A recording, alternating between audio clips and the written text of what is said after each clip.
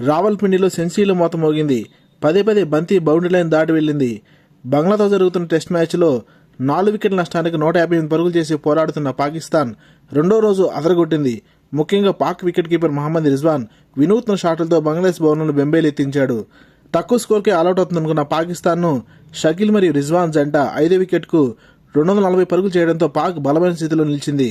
షకీల్ 261 బంతుల్లో 141 పరుగులు చేసి పెవలించేరాడు. మొదటి రోజు స్లోగా ఆడిన పాక్ వికెట్ కీపర్ మహమ్మద్ రిజ్వాన్ రెండో రోజు త్వరగా హాఫ్ సెంచరీ, అదే స్పీడ్లో సెంచరీని అందుకున్నాడు. సెంచరీ తర్వాత వేగం పెంచిన రిజ్వాన్ 239 బంతుల్లో 171 పరుగులతో నాటౌట్గా నిలిచాడు. పాకిస్తాన్ 448 పరుగుల వద్ద ఇన్నింగ్స్ డిక్లేర్ చేయడంతో రిజ్వాన్కు డబుల్ సెంచరీ చేసే అవకాశం కోల్పోయాడు. బంగ్లాదేశ్ను మొదట్లోనే దెబ్బతీద్దామనుకున్న పాకిస్తాన్ ఆటలు చెల్లలేదు. బంగ్లాదేశ్ తన మొదటి ఇన్నింగ్స్లో రెండో రోజు ఆట ముగిసే సమయానికి వికెట్లేమి నష్టపోకుండా 27 పరుగులు చేసింది. వీడియోని లైక్ చేసి ఛానల్ సబ్స్క్రైబ్ చేస్తారని ఆశిస్తున్నాం. Thank you for watching.